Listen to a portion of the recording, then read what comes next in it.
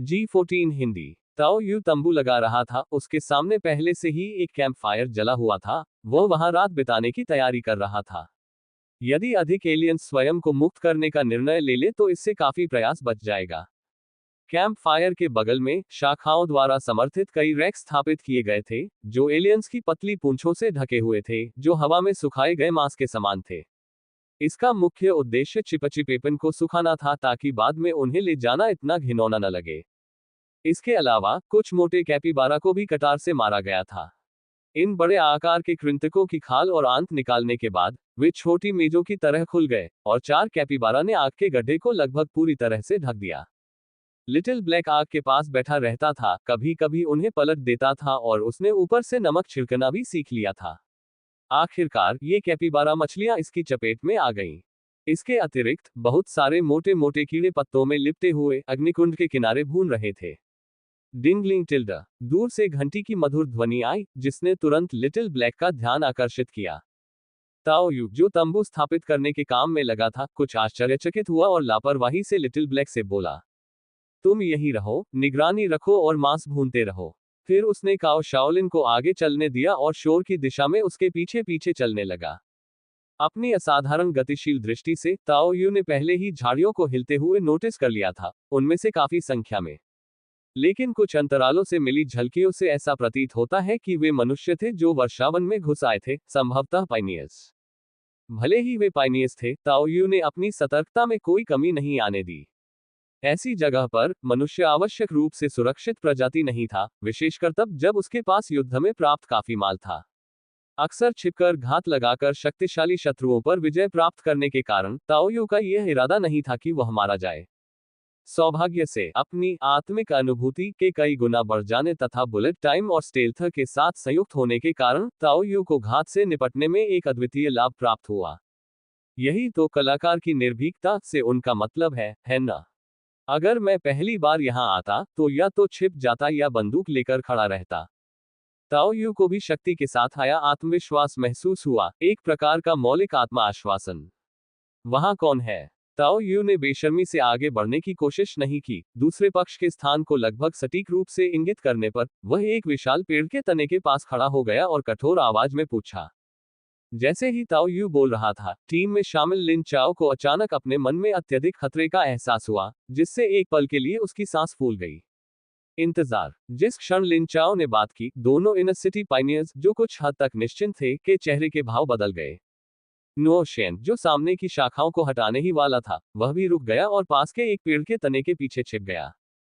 अन्य लोगों ने भी अपनी बंदूकें उठा ली, मानो किसी भी क्षण हमला करने के लिए तैयार हो। रुको, रुको, अपनी बंदूकें मत ताने, उन्हें नीचे रख दो। लिन चाओ को संकट की भावना बढ़ती हुई महसूस हुई, मानो कोई उसकी आंखों के सामने ब्लेड पकड़े हुए हो। उन्हें नीचे रखो, सतर्क रहो। हुआंग जियान ने अपने लिए सुरक्षा ढूंढी और लिन चाओ की सलाह का पालन करते हुए आदेश दिया। इसके बाद उसने गहरी आवाज में ताओ यू को जवाब दिया। दोस्त, हमारा कोई बुरा इरादा नहीं है, हम पाइनीज हैं जो एलियंस का शिकार करने आए हैं। लिन चाओ। ताओ यू ने लिन चाओ की आवाज को पहचान लिया, उसे वह पायनियर याद आ गया जिससे वह एक बार मिला था। एक बच्चे के दिल वाले पायनियर ने उन पर अच्छा प्रभाव डाला था। ताओ यू। लिन चाओ पहले तो संकट की अचानक अनुभूति से चौंक गया, लेकिन अब उसने ये भी पहचान लिया कि यह ताओ यू की आवाज थी। उसकी आंखों में चाकू की धार जैसी अनुभूति भी काफी कम हो गई। ओह, यह उसके गले पर चाकू रख देने जैसा हो गया। ताओ यू। झांग वेई ने भी इस प्रतिक्रिया से पहचान लिया कि वह कौन था।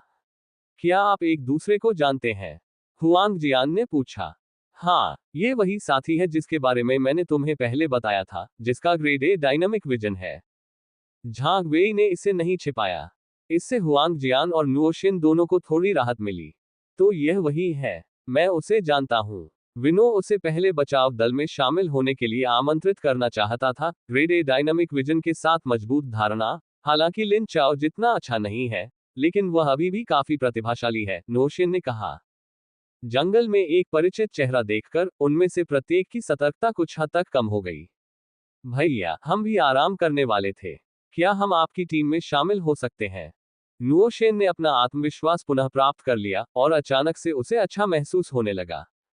वह पेड़ के पीछे से बेशर्मी से बाहर आया, अपने पूरे शरीर के कवच में झाड़ियों को उठाया और ताओ यू के सामने आया। इस बीच उसने ताओ यू और काओ शाओलिन उन दोनों को भी अपने बगल में खड़े देखा। दोनों और उनके गियर का त्वरित मूल्यांकन करते हुए नुसेन ने अपना निर्णय सुनाया। m_wheeler योजक चिन्ह novelbun.net पर नवीनतम जानकारी पढ़ें। उनकी ताकत कम नहीं होनी चाहिए, लेकिन इस दूरी पर मुझे इसे संभालने में सक्षम होना चाहिए। यदि कोई वास्तविक संघर्ष छिड़ जाए, तो मुझे बस एक व्यक्ति को ढाल लेकर नीचे गिराने के लिए दौड़ना होगा, फिर दूसरे पर हथौड़ा चलाना होगा। मैं यह नहीं कहूंगा कि यह तुरंत हल हो जाएगा, लेकिन मैं स्थिति को नियंत्रित कर सकता हूं। इस तरह के वर्षावन में बंदूकें और इतने लंबे ब्लेड ले जाना वाकई असुविधाजनक है। इतने लंबे ब्लेड के साथ इसे चलाने के लिए आपको मासू जैसी प्रतिभा की आवश्यकता होगी। ये बच्चा थोड़ा दिखावा करने वाला है। और वह आदमी जिसकी आंखों पर काला कपड़ा है, पोकर चेहरा है, आश्चर्य है कि वह ये सब किसे दिखा रहा है। नुसेन ने अपने दिल में सोचा, लेकिन उसके सारे भाव हेलमेट के नीचे छिपे हुए थे, जिससे कुछ भी पता नहीं चल रहा था। क्या आप इनर सिटी के वे दोस्त हैं जिन्हें कभी विनो बिग ब्रदर ने काम पर रखा था? पिछली बातचीत सुनकर ताओ यू को कुछ जानकारी याद आई जो विनो ने पहले उसे बताई थी। वह आदमी मर चुका है और अब भी उसे छाया से बचा रहा है। ताओ यू ने अभी भी अपने शब्दों में विनो के प्रति सम्मान बनाए रखा, फिर आगे कहा, क्या आपके पास विनो बिग ब्रदर का घोंसला खोजने का कोई तरीका है? क्या रानी में रुचि है? हम अपनी दो टीमों के साथ सहयोग कर सकते हैं, लेकिन विशिष्ट विभाजन पर बातचीत की जरूरत है। हुआंग जियान ने भी गंभीरता से कहा, क्योंकि समूह धीरे धीरे आगे बढ़ा और ताओ यू और काओ शाओलिन को देखा। उनके दृष्टिकोण से, चूंकि ये दोनों इतने करीब थे, वे संभवतः उस टीम के सदस्य थे जिसने आगे उन विदेशी जानवरों को खत्म किया था। इतने सारे एलियंस को संभालने में सक्षम होने का मतलब है कि उनकी टीम काफी सक्षम होगी। बाया की टीम भी इस समय कुछ हैरान लग रही थी। क्या ये दो खूबसूरत लड़के नहीं थे जो विदेशी जानवरों को पाल रहे थे? तो उनके पास एक टीम थी। कोई आश्चर्य नहीं कि उन्होंने निमंत्रण ठुकरा दिया। लेकिन किसी कारण से आंखों पर पट्टी बांधने वाला वह सुंदर लड़का अचानक एक ही आंख की पट्टी से दोनों आंखों को काले कपड़े से ढकने लगा। क्या यह उसकी कोई विशेष प्रतिभा थी?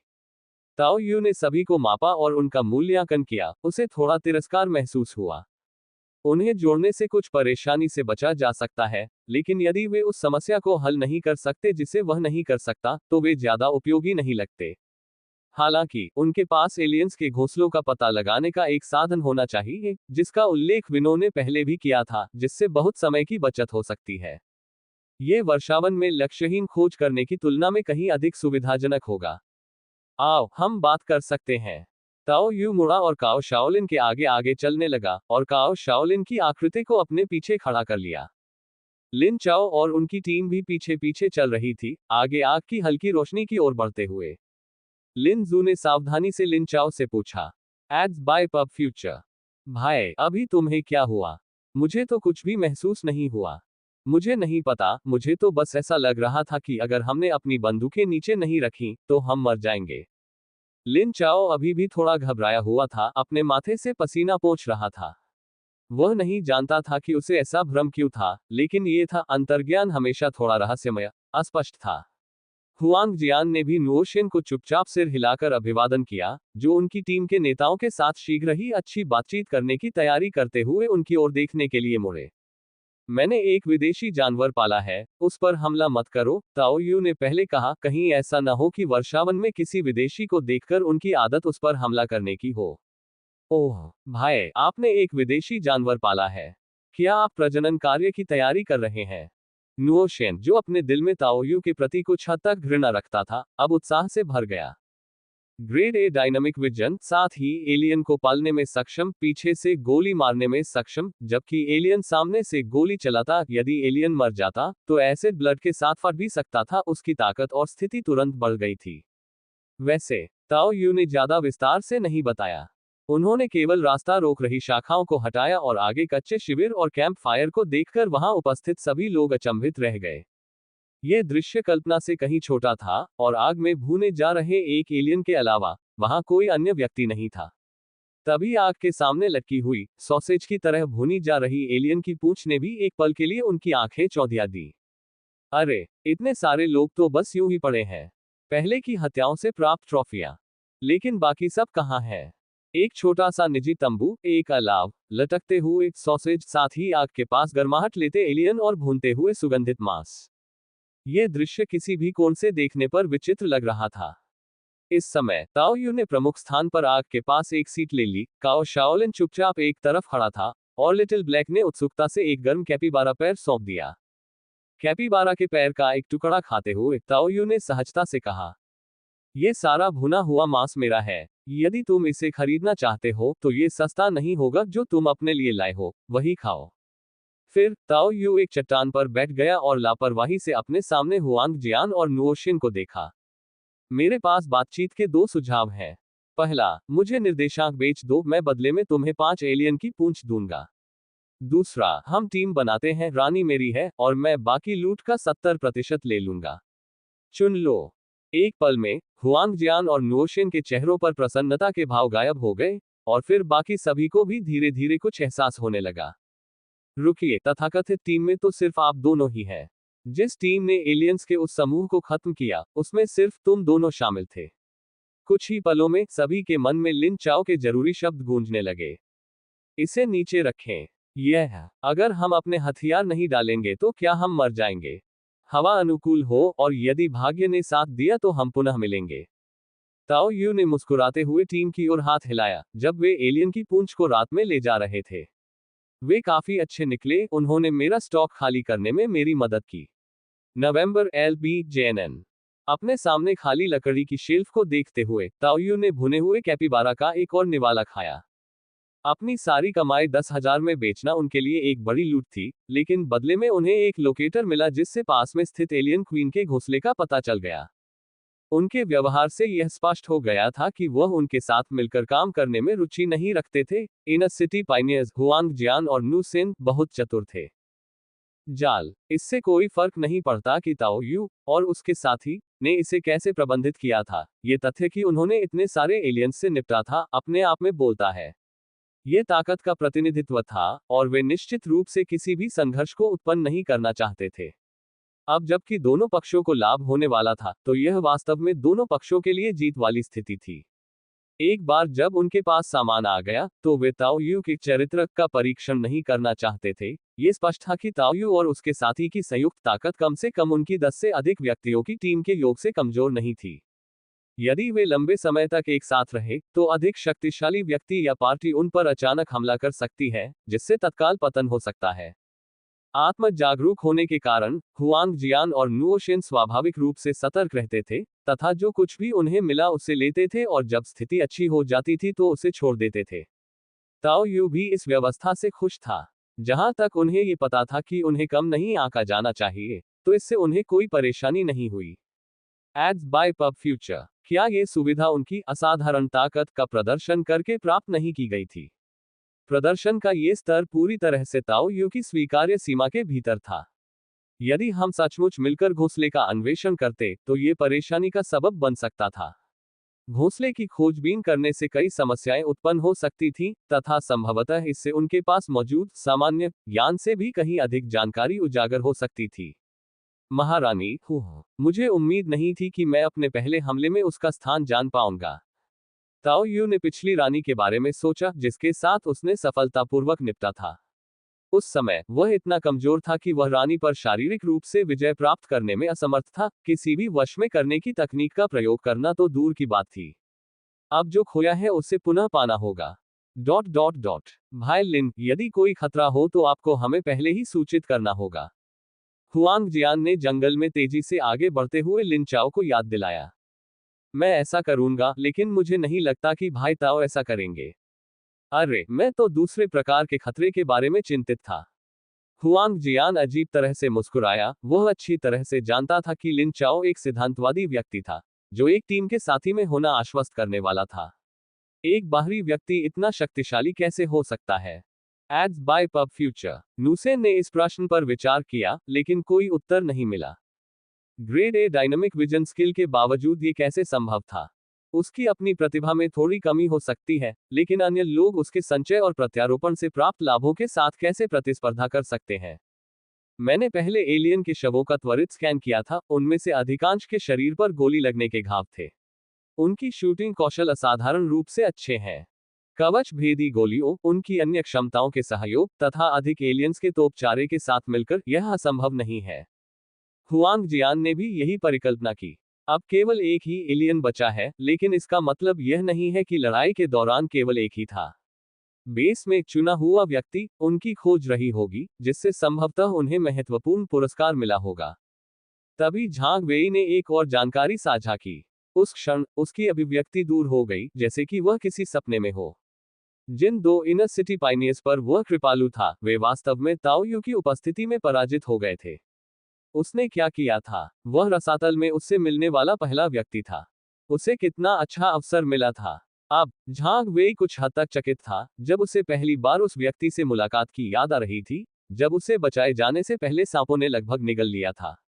Ads by pub future. उन्होंने वास्तव में रास्ते में अच्छा सहयोग किया था और वह उसे बुनियादी श्वास तकनीक सिखाने के लिए भी तैयार थे।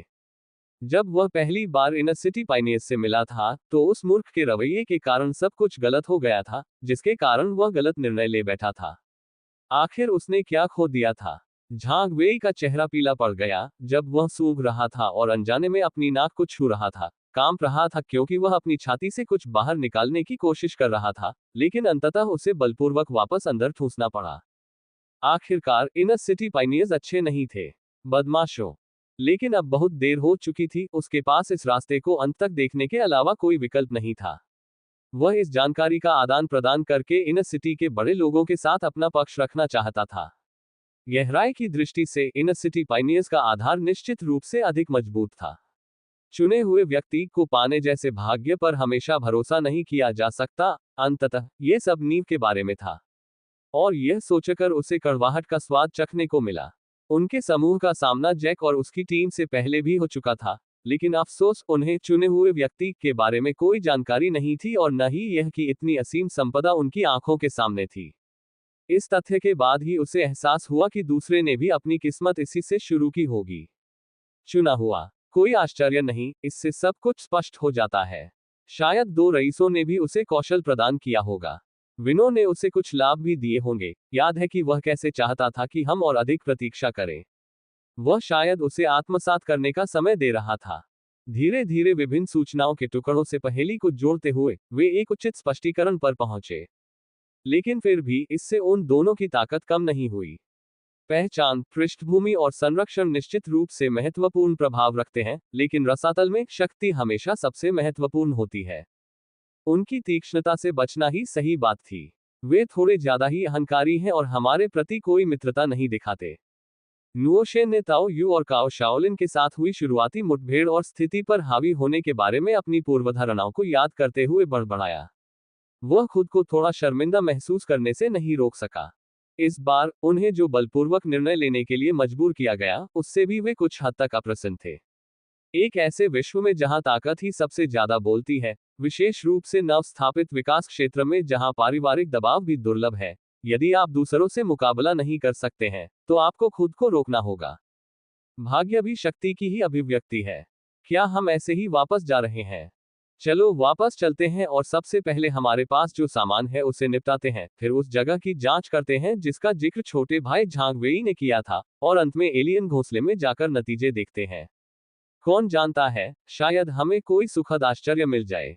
हुआंग जियान ने तर्क के साथ योजना बनाई। इसके स्वर से ऐसा प्रतीत हो रहा था कि झांग वेई के निरंतर प्रयास अंततः फल देने लगे हैं, तथा उनका ध्यान आकर्षित हो रहा है।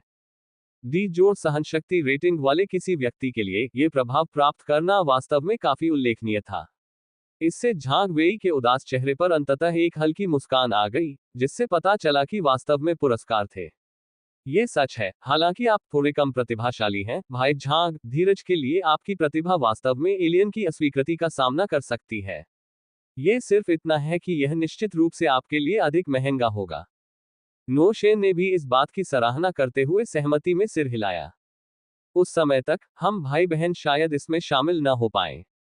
हालांकि इस समय लिन चाओ ने छोड़ने का इरादा जताया, जिससे झांग वेई चिंतित हो गया। आखिरकार उसने अभी अभी इनर सिटी के कुछ लोगों के साथ संबंध स्थापित किया था। भाई लिन, आपने गलत समझा है। हम कोई घात लगाने की योजना नहीं बना रहे हैं। हम सिर्फ ये देखने जा रहे हैं कि क्या कुछ हासिल करने का कोई अवसर है, इससे ज्यादा कुछ नहीं। लिन चाओ के व्यक्तित्व को जानते हुए हुआंग जियान ने ईमानदारी से उसे रुकने के लिए मनाने की कोशिश की। उसके शब्दों से उसके सच्चे इरादे झलक रहे थे। आखिरकार पाइनियर्स युआन फोर्स के साथ विस्फोट नहीं करेंगे, उन पर घात लगाना नुकसानदेह होगा, लेकिन वे आपसी हार के अवशेषों को उठाने से भी गुरेज नहीं करेंगे। हाँ भाई चाओ, अगर भाई ताओ को कोई परेशानी आती है तो हम उनकी मदद कर सकते हैं और बदले में कुछ लाभ भी मांग सकते हैं। Ads by pub future. Zhang Wei ने भी अनुनय विनय की बातें कही। और मैंने दोनों भाइयों से वादा किया है कि मैं उन्हें कुछ मनोरंजन ढूंढने ले जाऊंगा। यदि आप चाहें तो पीछे रह सकते हैं, या फिर उन्हें स्थान बता सकते हैं। लिन चाओ ने किसी भी तरह की हिचकिचाहट नहीं दिखाए और झांग वेई पर कुछ भी करने के लिए दबाव नहीं डाला।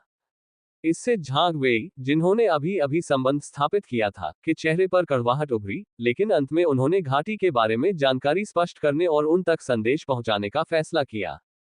एक बार हार झेलने के बाद झांग वेई दोबारा हारना नहीं चाहता था। इनर सिटी पाइनियर्स ज्यादातर ठंडे दिल वाले और बुरे किस्म के थे, जो भाई चाओ से कहीं कम विश्वसनीय थे। उन्हें ये जानकारी देने से स्थिति स्थिर हो जाएगी, कम से कम वे उसके खिलाफ कोई दुर्भावना नहीं रखेंगे। बाय यादस्ते ने भी, जो उनके पीछे पीछे चल रहा था, भिन्न भिन्न विचार रखे। हालांकि वे झांग वेई और अन्य लोगों को पहले से नहीं जानते थे, जैसे कि वे शिविर स्थल पर थोड़े समय के लिए मिले थे। उस समय अन्य दो बहुत अलग थलग लग रहे थे, और वे ये भी जानते थे कि अन्य लोगों ने ज्यादा एलियंस को वश में नहीं किया था, ये सिर्फ एक बारबेक्यू जानवर था। हृष्ट पुष्ट आह जी, जिसने पहले अलाव के पास खड़े होकर दिखावे के महत्व की निंदा की थी, अब अपने सिर को गर्दन में सिकोड़ना चाहता था। किसी एलियन को वश में कर पाना पहले से ही बाहरी लोगों की नजर में असाधारण क्षमता का संकेत था। उस समय वह खुद को यह समझा ही नहीं पा रहा था कि उसकी अपनी ताकत ही सबसे ज्यादा मायने रखती है। लेकिन अब सचमुच तुलना करने पर वह मूर्ख जैसा महसूस कर रहा था। उस समय उनकी मानसिकता के बारे में सोचकर यह सचमुच शर्मनाक था।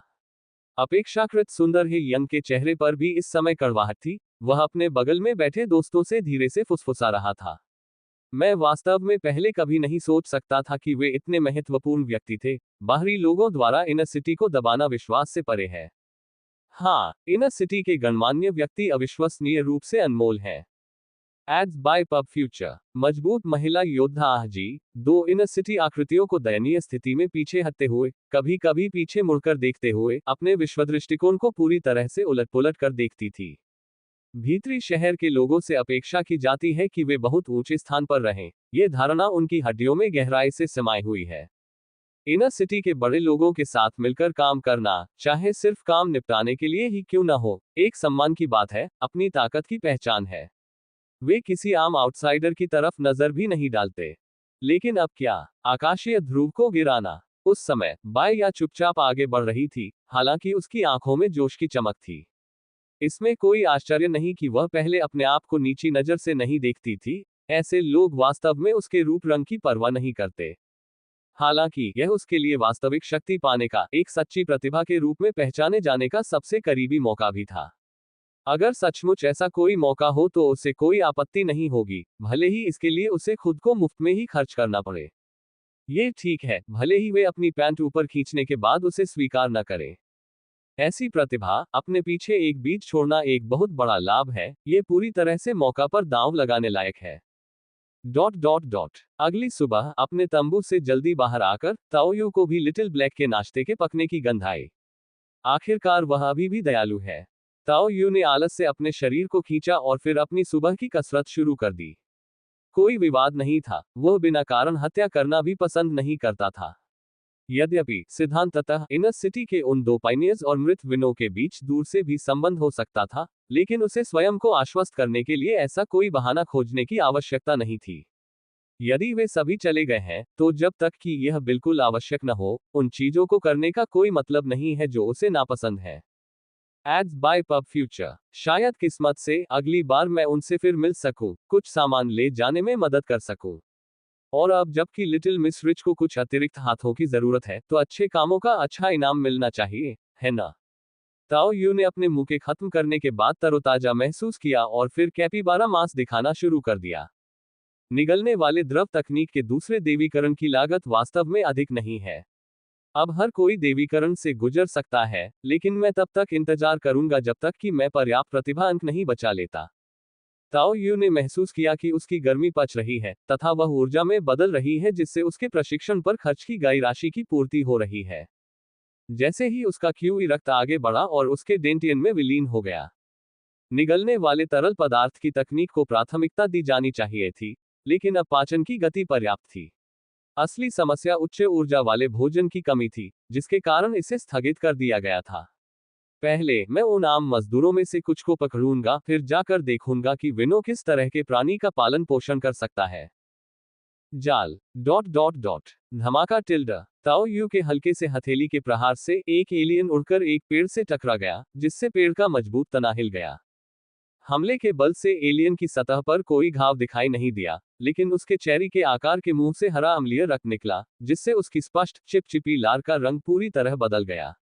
इसके तुरंत बाद एलियन जमीन पर कांपते हुए लेट गया, ताओ यू के अधिकार के आगे झुक गया। फिर ताओ यू ने उसके पास आकर दंड और पुरस्कार का क्रम शुरू किया। तब तक लिटिल ब्लैक सहित ताओ यू के पास पहले से ही 5 एलियंस थे। काओ शाओलिन और विनो के साथ मिलकर उन्होंने मूलतः एक छोटी सी टीम बना ली थी। आम एलियंस सिर्फ जगह घेरते हैं, वे तोप के चारे के रूप में काम कर सकते हैं। ताओ यू ने एक पल के लिए सोचा, फिर लिटिल ब्लैक की ओर देखते हुए झिझक गया। ये प्राणी सबसे लंबे समय तक उसके साथ रहा था। स्नेह को अलग रखे तो इसकी निष्ठा निस्संदेह सबसे अधिक थी, और हो सकता है कि कुछ समय बाद ये दो दुनियाओं के बीच भी उसका साथ दे सके। इसके अलावा ये गाड़ी चला सकता है, आग जला सकता है, मछली पकड़ सकता है, और यहाँ तक कि मांस भी पका सकता है। यह एक प्रकार से सहायक कर्मचारी के रूप में भी काम कर सकता है। तुम इसकी आज्ञा का पालन करो, अब अपने ठिकाने पर जाओ। ताओ यू को पिछली बार की याद आ गई थी कि ये अस्थायी रूप से वश में किए गए एलियंस रानी को देखकर जरूरी नहीं कि विद्रोह कर दें, लेकिन रानी के फेरोमोन के प्रभाव के कारण वे हिचकिचाते थे। सौभाग्य से जब तक उन्हें रानी पर हमला करने का आदेश नहीं दिया गया था, तब तक उन्हें तोप के चारे के रूप में इस्तेमाल करने से कोई फर्क नहीं पड़ता था। अंधेरी गुफा में प्रकाश का कोई निशान नहीं था, और पैरों के नीचे चिपचिपा पदार्थ था, जो प्रत्येक कदम के साथ फिसलन जैसी आवाजें कर रहा था। हवा खट्टी और अजीब गंध से भरी हुई थी। हालांकि ताओ यू के लिए यह कोई मुद्दा नहीं था, क्योंकि काली गुफा के कारण उसकी दृष्टि पर कोई असर नहीं पड़ा। जब ताओ यू ने जमीन पर 2 एलियंस को देखा, जिनके शरीर पर विस्फोट के कारण अम्लीय रक्त बिखरा हुआ था, तो वह अवाक रह गया। अगली बार मुझे एलियंस को चिन्हित करने के लिए कुछ पेंट लेना चाहिए, ताकि उन्हें आसानी से पहचाना जा सके। एक लोकेटर के साथ ताओ यू द्वारा विदेशी घोंसले को ढूंढना ही अपेक्षित था। अस्थायी रंगरूटों की मदद से संकीर्ण घेरे ने एलियंस को उन पर हमला करने का कोई मौका नहीं दिया। जब तक एलियन घोंसले के अंदरूनी हिस्से को कुछ गड़बड़ का आभास नहीं हुआ और उन्होंने अपनी टोही बढ़ा नहीं दी, तब तक तोप के गोले बने एलियन हताहत नहीं हुए। लेकिन सबसे दुखद तो वह था जो उसके सामने था, जो ताओ यू के ठीक सामने एक अन्य एलियन के साथ लड़ाई में उलझा हुआ था। उसकी पूंछ बेतहाशा हिल रही थी। क्योंकि यह जल्दबाजी में किया गया भर्ती था, इसलिए लिटिल ब्लैक के साथ संबंध कहीं भी उतना मजबूत नहीं था, जिससे ताओ यू क्षण भर के लिए स्तब्ध रह गया। बल के साथ एक बाघ के आकार का प्रहार उसके निशाने पर लगा, और 2 विकल्पों के बीच ये सीधे उसके शरीर के बाजू पर लगा। यहां तक कि वह शत्रुतापूर्ण एलियन भी, जिससे वह लड़ रहा था, ताओ यू के एक और घूंसे से घायल होने से पहले उतना ही स्तब्ध लग रहा था। पिक्सेल के 2 गुच्छों में बदल गया। बस आपसी समझ खत्म हो गई है, अन्यथा मुझे पता ही नहीं चलता कि मैंने गलत व्यक्ति को मारा है। ताओ यू ने जमीन पर पड़े अस्थायी भर्ती को देखा, 3 सेकंड के लिए चुप रहा, फिर संक्षारण क्षेत्र में उबलते अम्लीय रक्त पर कदम रखा और आगे बढ़ गया। रास्ते में अम्लीय रक्त से रिश्ते एलियन शव बिखरे पड़े थे। हालांकि ताओ यू उनके खोल पर पैर रखने में सावधान था, फिर भी उसके सामरिक जूते उसके बड़े पैर के अंगूठे को दिखा रहे थे। मुझे आशा है कि बाद में, इससे पहले कि ताओ यू अपना विचार पूरा कर पाता, अचानक आसन्न खतरे की अनुभूति ने उसे उसकी आत्मिक अनुभूति के माध्यम से सचेत कर दिया। वह क्या था? अगले ही क्षण ताओ यू की गतिशील दृष्टि ने अंधेरे में चमकती हुई चांदी की रोशनी की एक लकीर देखी। गोली का समय। बिना किसी हिचकिचाहट के उन्होंने इसे सक्रिय कर दिया और उनके सामने का दृश्य फ्रेम दर फ्रेम अनुक्रम में धीमा हो गया। Ads by pub future. एक तेज गति से घूमता हुआ बूमरैंग अविश्वसनीय फेक कौशल के साथ गलियारे के मोड़ का अनुसरण करते हुए स्वचालित रूप से उसकी ओर मुड़ गया। बुलेट टाइम में बूमरैंग का प्रक्षेप पथ स्पष्ट था, साथ ही उसकी सतह पर विकृत वायु प्रवाह भी स्पष्ट था। बूमरैंग द्वारा छुआ गया एक विदेशी तोप का चारा बीच से मक्खन की तरह कटा हुआ था। इसके बाद बिना गति खोए वह सीधे ताओ यू पर टूट पड़ा। सिर का झुकाव, उसके गुजरने की प्रचंड हवा कुछ बालों की लटों को अपने साथ ले जाती हुई ताओ यू के कान पर भी कट लग गया। यह विनो का बचा हुआ बूमरैंग होगा। वह बड़ा आदमी अपने कान पर लगे घाव को छूते ही हल्का दर्द महसूस करते हुए ताओ यू की सांसें बदलने लगी। उसके दिल की धड़कन की आवाज लगभग सुनाई दे रही थी, प्रत्येक धड़कन में एक मोटा प्लाज्मा समृद्ध प्रभाव था। उसके डायनेटियन में क्यूई और रक्त की गोलियां घूम गईं, गर्म धाराएं उसके अंगों और हड्डियों तक फैल गईं, जिससे उसके पूरे शरीर में शक्ति का जन्म हुआ। शक्ति आंतरिक शक्ति से भिन्न थी, अधिक आक्रामक और दबंग थी, लेकिन इसका अस्तित्व भी बहुत तात्कालिक था। ठीक उसी तरह जैसे एक सामान्य व्यक्ति में अवायवीय परिश्रम के दौरान एटीपी के तेजी से जल अपघटन से ऊर्जा का प्रचंड विस्फोट होता है। मायरीड फ्लो स्टांस स्किल के दूसरे देवीकरण से पहले ताओ यू एक साथ शक्ति को उत्तेजित और नियोजित करता था। मायरीड स्ट्रीम्स ब्रीदिंग मेथड के पहले देवीकरण के बाद भी शक्ति की परतों की अनुमति दी गई। यह अनिवार्य रूप से अभी भी वही था, सिवाय इसके कि शक्ति का तात्कालिक विस्फोट और भी अधिक शक्तिशाली रूप से जमा हो सकता था और मजबूत हो सकता था। लेकिन अब क्यूई और रक्त एक गोली के रूप में बन चुके थे। हालांकि यह कहना गलत नहीं होगा कि शक्ति को लंबे समय तक बनाए रखा जा सकता था, लेकिन एक महत्वपूर्ण क्षण में शरीर की सभी कोशिकाओं में ऊर्जा को उत्तेजित कर उसे रूपांतरित करने की क्षमता पहुंच से बाहर नहीं थी। खपत बहुत अधिक थी और इसे कम समय में ही उपयोग कर लिया जाना चाहिए, लेकिन इससे अल्पकालिक भंडारण भी संभव हो सकता है। क्यूई और रक्त की गोली के निर्माण के बाद से मैंने इसका पूरी क्षमता से उपयोग नहीं किया है, लेकिन अब यह देखने का समय है कि आप किस चीज से बने हैं। उसने अपने मुंह में एक क्यूई रिप्लेनिशिंग गोली डाली और ताओ यू, जो धीरे धीरे आगे बढ़ रहा था, अगले ही पल पानी में स्याही के बिखरने की तरह गायब हो गया। बूम। MVLA योजक चिन्ह novelben.net पर और अधिक कहानियां पढ़ें। हवा का एक शक्तिशाली झोंका आया और जब ताओ यू पुनः प्रकट हुआ तो वह पहले से ही एक बड़े एलियन के पीछे था और बाद में घृणा से अपने हाथ से अम्लीय रक्त को झाड़ रहा था। ताओ यू के हाथ से निकलने वाले काले धुंध के साथ हरा अम्लीय रक्त बल द्वारा आसानी से बिखर गया और वह हमेशा अपने हाथों में उल्लू की खाल के दस्ताने पहनता था, जिससे उसका एक भी निशान नहीं बचा। मैंने इतनी अच्छी तरह से तैयारी की, फिर भी आपके पास बस इतना ही है, ताओ यू ने अपने आप से कहा, उस बड़े एलियन शव को देखते हुए जिसके सिर में एक छेद था जो उसकी कलाई के झटके के बाद जमीन पर गिर गया। Ads by pub future. तुमने मुझे एक क्यूई पुनःपूर्ति गोली बर्बाद करने पर मजबूर कर दिया है, बेहतर होगा कि तुम मुझे निराश न करो। नीचे झुककर ताओ यू ने भी बेजान एलियन को करीब से देखा। साधारण एलियंस के दुबले पतले स्वरूप के विपरीत इसने प्रकट होते ही ताओ यू को मजबूत होने का आभास दिया। बैककोट ये कुछ हद तक परजीवी शिकार की याद दिलाता था और वास्तव में जिस सटीकता के साथ उन्होंने पहले बूमरैंग को घुमाया था वह काफी प्रभावशाली था। ये वास्तव में वह बूमरैंग था जिसने ताओ यू को बहुत सतर्क लड़ाई शैली अपनाने के लिए प्रेरित किया। उसने अपने शरीर में क्यूई रक्त को भड़काकर बल की परतें जोड़ी, साथ ही चुपके और छाया हेरफेर को भी शामिल किया, जिससे इस प्रक्रिया में उसकी लगभग आधी सहन शक्ति खत्म हो गई। यहां तक कि उसने किसी भी स्थिति से निपटने के लिए पहले से ही एक क्यूई पुनःपूर्ति गोली निगल ली थी। नतीजतन एक वार विनो से पैदा हुआ यह एलियन मूल रूप से विनो से भी अधिक शक्तिशाली था और फिर भी यह इतनी लापरवाही से मर गया। ताओ यू की उंगलियां फड़फड़ाईं, जिससे एक खंजर निकला और फिर उसने युआन बल के एकत्रीकरण बिंदु पर एलियन की छाती को चीर दिया, जिससे साधारण खंजर की चिंगारी निकली और उसमें से एक दिल जैसी दिखने वाली वस्तु बाहर निकल आई। यह एलियन की युआन फोर्स का उत्पाद था। मुझे आश्चर्य है कि क्या इसमें कोई उपयुक्त कौशल है। ताओ यू ने कुछ प्रत्याशा के साथ हृदय को हिलाकर साफ किया, फिर उसे महसूस करने के लिए अपने हाथ में पकड़ लिया। युआन सेना लगभग 400 थी, जो 20 नियमित एलियंस के बराबर थी, यहां तक कि उस महारानी की संख्या से भी अधिक थी जिसे उसने पहले मारा था। क्या इसका मतलब यह है कि यह महारानी से अधिक शक्तिशाली है? लेकिन युआन बल केवल ताकत का माप नहीं है, शायद इसकी कार्यक्षमता अधिक मजबूत है। ताओ यू को यह प्रत्याशित लगा, पायथन एलियन का आउटपुट इतना अधिक नहीं था। अपना हाथ झटककर उसने एक फेसगा को भगा दिया जो उस पर छिपकर हमला करने की कोशिश कर रहा था, और फिर उसका दिल उठा लिया। इसके बाद उसने विनो, काओ शाओलिन, लिटिल ब्लैक और अंतिम तोपचारा एलियन को अपनी रक्षा के लिए बुलाया, क्योंकि वह बिना किसी हिचकिचाहट के हृदय की युआन शक्ति को अवशोषित कर रहा था। मानसिक प्रतिरक्षा द्वारा अव्यवस्थित जानकारी की धारा को दबा दिया गया। डेटा का प्रभाव काफी अव्यवस्थित और जटिल था, जिसमें संदूषण का स्तर बहुत अधिक था। ध्यान तकनीक सीखे बिना या उससे संबंधित जन्मजात प्रतिभाओं के बिना एक साधारण व्यक्ति संभवतः इसका सामना नहीं कर सकता। ताओ यू सूचना के प्रवाह से आश्चर्यचकित था। Ads by pub future.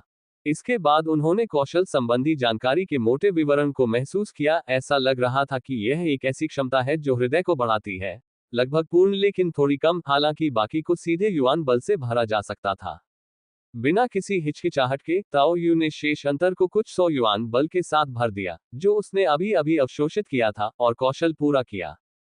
हृदय को मजबूत बनाना। एक एलियन द्वारा परजीवीकृत पानीय को एक एलियन प्रत्यारोपण के बाद सम्मिलित करने का एक उत्पाद, यह अस्वीकृति के बिना हृदय की कार्यक्षमता को बढ़ा सकता है।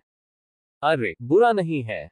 ताओ यू को लगा कि यह क्षमता एक सुखद आश्चर्य था। हालांकि यह सर्वोत्तम नहीं थी, लेकिन काफी व्यावहारिक थी। एलियन आरोपण और यांत्रिक संवर्धन काफी मजबूत थे, और उन्हें शॉर्टकट भी माना जा सकता था। श्वास तकनीक के माध्यम से सुधार और विभिन्न क्षमताओं की खेती करने का श्रमसाध्य प्रयास एक एकल प्रत्यारोपण सर्जरी द्वारा आसानी से पार किया जा सकता है। मानव शरीर की सीमाओं तक पहुंचने के लिए वर्षों तक कठिन प्रशिक्षण और फिर लगातार उन सीमाओं को तोड़ना, भूरे भालू की जन्मजात शक्ति के सामने एक ही थप्पड़ से आसानी से पराजित हो सकता है। अंकल हु वास्तव में एक अच्छा उदाहरण थे। अतीत में किया गया कठिन प्रशिक्षण एक हाथ के प्रतिस्थापन से भी कमतर था। लेकिन ताओ यू ने हमेशा विनम्रता से इस तरह के संवर्धन को अस्वीकार कर दिया था, और संभवतः अपने ज़ॉम्बी के लिए इन पर विचार करने का विकल्प चुना था, लेकिन अपने लिए नहीं। फिर भी, अब ये प्रत्यारोपण, जो एक बार एलियन द्वारा अनुकूलित किए गए थे, युआन फोर्स के उत्पादों में बदल गए थे, जिससे दुष्प्रभाव समाप्त हो गए थे। भगवान, यदि विभिन्न एलियन प्रत्यारोपणों के आधार पर अन्य अंगों में भी सुधार किया जा सकता है। यह है, ताओ यू ने सोचा। उसे पता था कि सन के भाई बहनों ने अभी तक इस तरह के शिकार को नहीं पकड़ा था, और सार्वजनिक की गई एकमात्र विशेष एलियन जानकारी सबसे मजबूत पायथन एलियन की थी। ये कौशल संभवतः दोनों भाई बहनों के लिए उपयोगी हो सकता है। छोड़ो इससे, चलो ऐसा दिखावा करते हैं कि मुझे नहीं पता।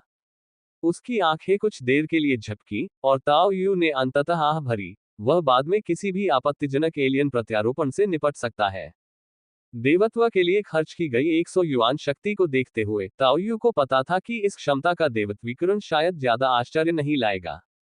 जैसे ही युआन बल प्रवाहित हुआ, उसने महसूस किया कि उसके दिल की धड़कन अधिक स्पष्ट और तीव्र हो गई है, रक्त प्रवाह तेज हो गया है, और रक्तचाप बढ़ रहा है। लेकिन एक क्षण बाद, इसकी धड़कन फिर धीमी हो गई, और पहले से भी धीमी हो गई। हालांकि, प्रत्येक धड़कन के साथ पंप किए गए रक्त की मात्रा में वृद्धि हुई, जो पहले की तुलना में अधिक थी। और जब आवश्यक हो, तो ये पुनः गति बढ़ा सकता है, जिससे हृदय की गति हृदय की मूल सीमा से भी आगे बढ़ सकती है। हृदय को मजबूत बनाना सुधार छोड़ा गया, क्यूई रक्त उत्पादन की गति को बढ़ाता है, शारीरिक सुधार को तेज करता है, और कुछ शारीरिक सीमाओं को बढ़ाता है। ये वृद्धि बहुत महत्वपूर्ण नहीं थी, लेकिन दोनों विशेषताएं महत्वपूर्ण थीं, जिससे यह एक छोटा खजाना बन गया। ताओ यू को सबसे अधिक उलझन इस बात से हुई कि इस स्तर एक कौशल में कोई प्रशिक्षण तकनीक नहीं थी।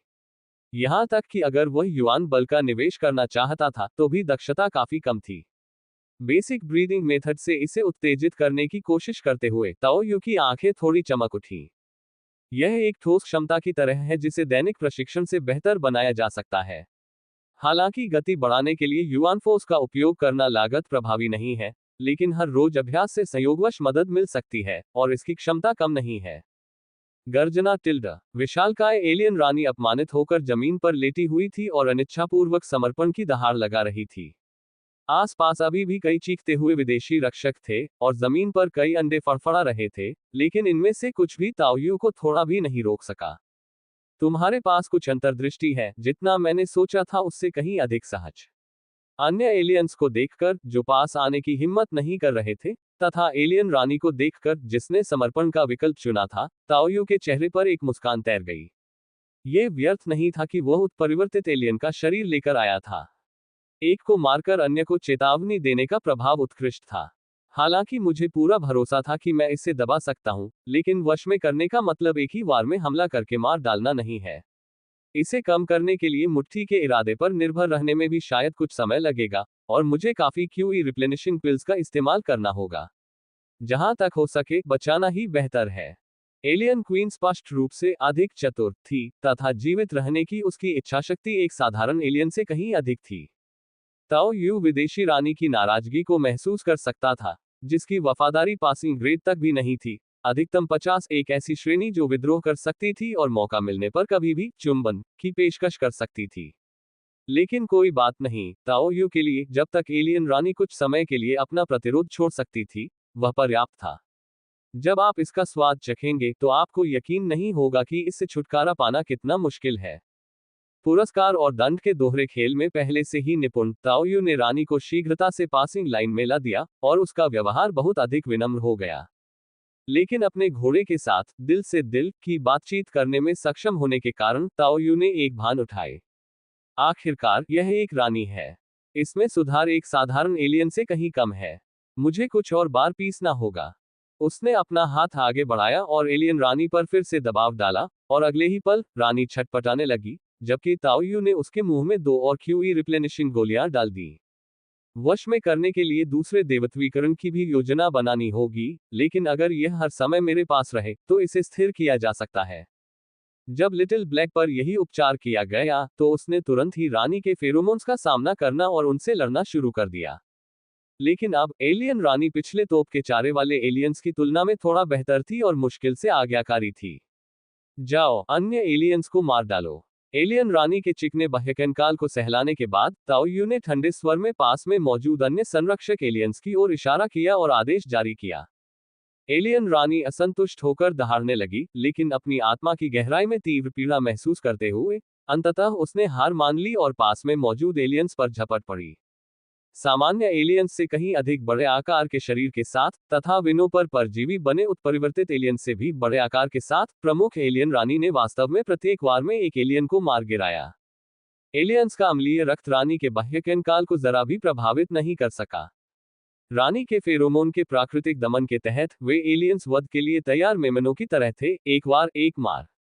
अंततः एलियन रानी की निरंतर हत्या और उग्र दहाड़ के कारण संरक्षक एलियंस ने उसे छोड़ दिया और सभी दिशाओं में बिखर गए। Ads by pub future. Tao Yu का इरादा उन्हें रोकने का नहीं था। वह महसूस कर सकता था कि यह रानी के आदेश थे, जिनके तहत एलियंस को भागने का आदेश दिया गया था। यह स्पष्ट रूप से उन्हें खुला छोड़ देने का मामला था। हे चतुर चाल, चूंकि आपने उन्हें भागने दिया तो आप इन अंडों से खुद ही निपट सकते हैं। ताओ यू की आवाज कुछ ठंडी थी, जिससे एलियन रानी सख्त हो गई। लेकिन इससे पहले कि वह प्रतिक्रिया कर पाता, ताओ यू का हाथ फिर से उसके चिकने बाह्यकंकाल पर था, जिससे वह दर्द से चीखने लगा। यह देखकर लिटिल ब्लैक डर से कांप उठा। आत्मा की गहराई से दिया गया वह दंड लिटिल ब्लैक के लिए दुष्स्वप्न था, जो ये सुनिश्चित करता था कि वह फिर कभी अपने स्वामी की अवज्ञा करने का साहस नहीं कर सकेगा। अब इस नए सदस्य की दुर्दशा देखकर उसे अपनी हड्डियों में अंकित उन भयावह यादों की याद आ गई। अंततः एलियन रानी की मोटी लार बुलबुले में बदल गई, और एक बार फिर उसने समर्पण करना चुना। लड़खड़ाते और छटपटाते हुए उसने अपने सभी अंडों को कुचलकर टुकड़े टुकड़े कर दिया। अच्छा, अगर तुमने अपना पहला काम शुरू से ही पूरा कर लिया होता, तो मुझे इन अंडों से छुटकारा पाने की जरूरत ही नहीं पड़ती। याद रखो। एलियन रानी को थपथपाकर सांत्वना देते हुए ताओ यू ने उसकी उदासी और नाराजगी को दूर करने के लिए पुरस्कारों का इस्तेमाल किया, और स्पष्ट रूप से महसूस किया कि दिल से दिल का संबंध थोड़ा स्पष्ट हो गया है। यह अब भी लिटिल ब्लैक से काफी दूर था, लेकिन तोप के गोले दागने वाले एलियन से काफी ऊपर था। उसे मार। लिटिल ब्लैक के अलावा बचे हुए एकमात्र तोप के चारे वाले एलियन की ओर एक आकस्मिक इशारा करते हुए एलियन क्वीन ने बिना किसी हिचकिचाहट के अपनी पूंछ के एक झटके से उसके सिर को भेद दिया। फिर उसने अपनी रक्तपिपासु निगाह लिटिल ब्लैक की ओर घुमाई। अब से तुम दाही होगे। जब मैं आदेश नहीं देता तो अस्थायी रूप से लिटिल ब्लैक के आदेशों का पालन करो। ताओ यू ने एलियन रानी का नामकरण पूरा कर लिया, और विदेशी समाज के मानदंडों के बिल्कुल विपरीत उन्होंने श्रम विभाजन की व्यवस्था की। इस अप्रत्याशित खुशी से लिटिल ब्लैक, जो डर से कांप रहा था, अचानक खुशी की लहर महसूस करने लगा। एलियन रानी ने फिर भी असंतोष में 1-2 बार फुफकार मारी, लेकिन अंततः उसने भी लिटिल ब्लैक के सामने विनम्रतापूर्वक अपना सिर झुका दिया। प्रारंभिक प्रशिक्षण सफल। ... यह अंडकोश से निकलने के बाद भी अंडे दे सकता है, लेकिन इसकी खपत बहुत अधिक होती है तथा गति धीमी होती है। विदेशी रानी की पीठ पर सवार होकर और घोंसले से बाहर निकलते हुए ताओ यू ने भी रानी के साथ प्रारंभिक बातचीत पूरी कर ली और स्थिति के बारे में थोड़ा और समझ लिया। रानी अंडाणु अंडकोश से अलग हो सकती है और ऊर्जा का उपभोग करते हुए बढ़ना जारी रख सकती है, लेकिन पुनः बढ़ने के बाद अंडे देने की उच्च दक्षता बनाए रखने के लिए उसे हल्के से नहीं चलना चाहिए। अंडनिधानी के बिना भी वह अंडे दे सकती थी, लेकिन एलियन रानी पर बोझ और दबाव बहुत अधिक होता, जो उसके जीवन को समाप्त करने के समान होता। आइए पहले प्रतिभाओं के दूसरे देवत्वीकरण को पूरा करें। इसके अलावा स्टेल्थ, माइरियड स्ट्रीम्स, ब्रीदिंग तकनीक, ध्यान तकनीक को प्राथमिकता दी जानी चाहिए। वश में करना, सवारी करना और द्रव निगलने की तकनीक उसके बाद आती है। वह इस बात को लेकर आश्वस्त नहीं था कि दूसरा देवत्वीकरण ये सुनिश्चित कर सकेगा कि एलियन रानी उससे लंबे समय तक दूर रह सकेगी।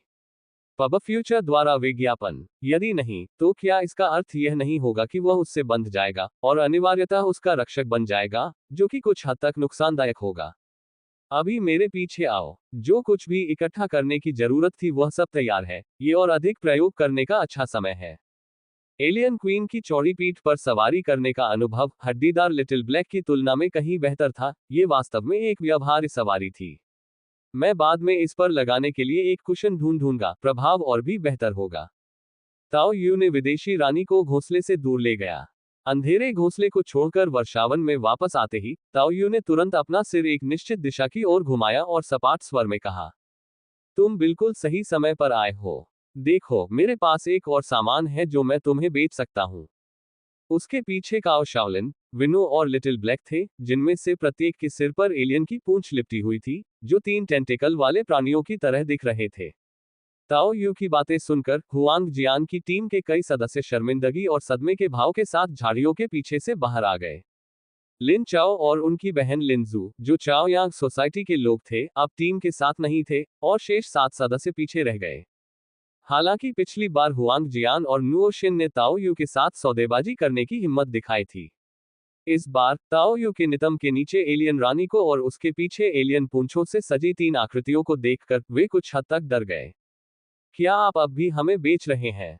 क्या आप हमसे कुछ युआन बल को धोखे से छीनकर हमारा वध करने की योजना बना रहे हैं?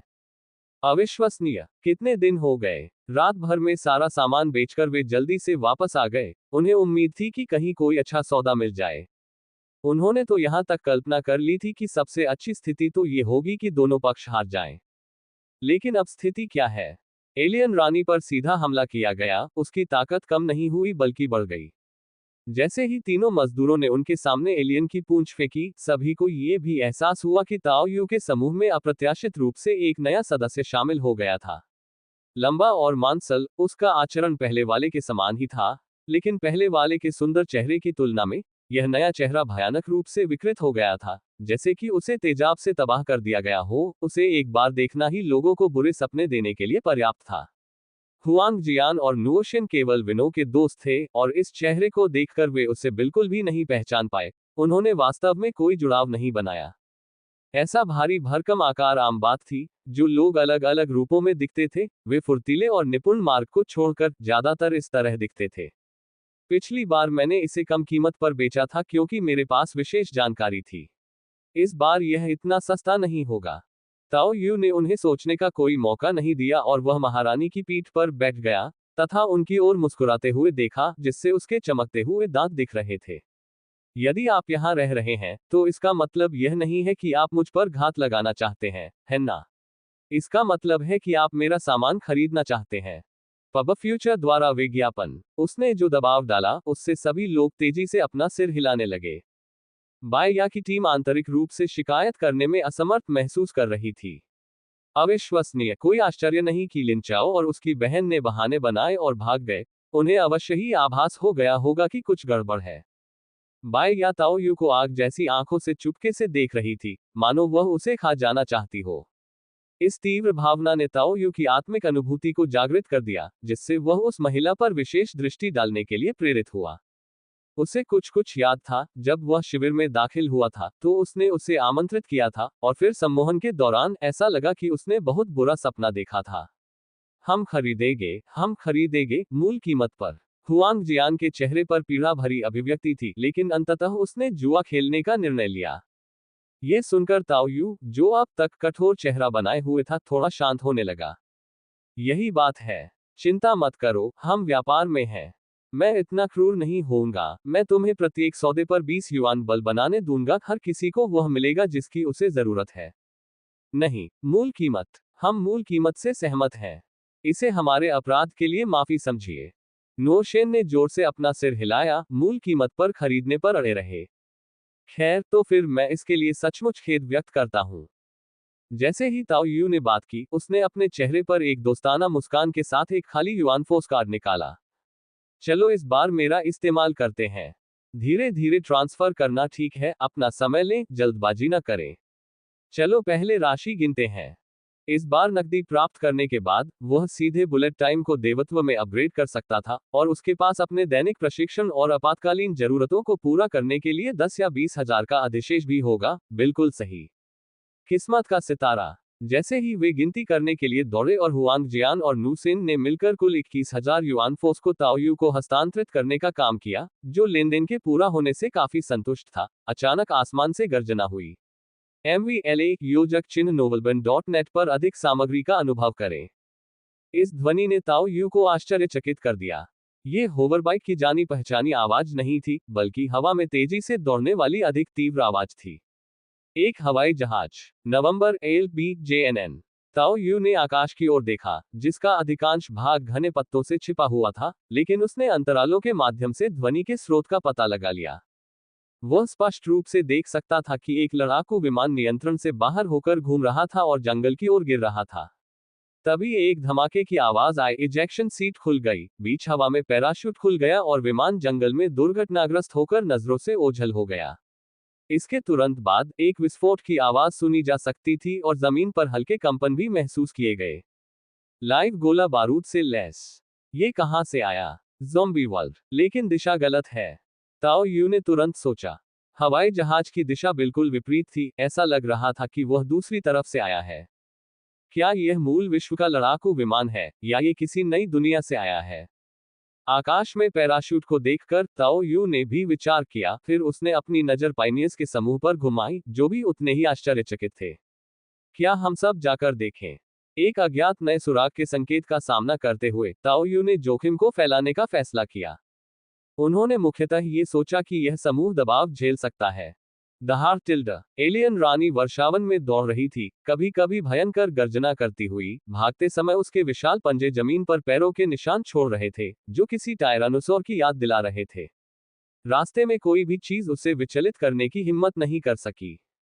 यद्यपि विदेशी रानी के दो छोटे अग्रपंजे काफी सुंदर थे, जिनका उपयोग केवल भोजन करने में सहायता के लिए किया जाता था, उसके पास दो अन्य अधिक मजबूत भुजाएं भी थीं, जो लगातार रास्ते में पड़ने वाली शाखाओं को हटाती रहती थीं ताकि वे उसकी पीठ पर ताओयू को खरोंचने से बचा सकें।